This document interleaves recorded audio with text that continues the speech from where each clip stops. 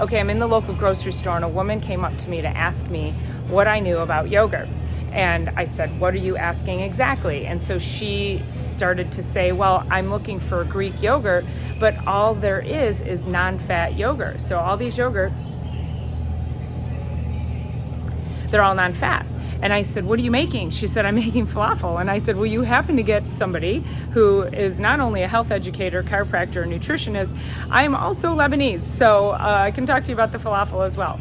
So she was looking for Greek yogurt. She wanted full fat. I said, yes, that's what you want. You don't want to touch any of this stuff. When you take the fat out, you increase the whey and the casein proteins, which most people have sensitivities or allergies to. And so now what you've done is you've just increased your sensitivity to this.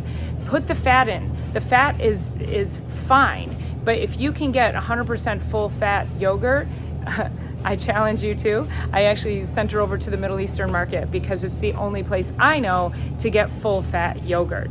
And this does just taste like thick water. And if you look at the ingredients in here, they add gums and pectins and other additives to actually increase the gelatinous nature of the yogurt.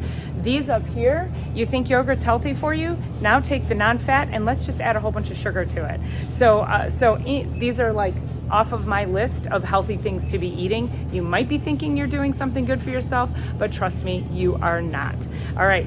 Thanks for tuning in, and let other people know if you like this video. Please go ahead and share it with somebody who is always eating yogurt and think they're doing something good for themselves. Okay, see ya.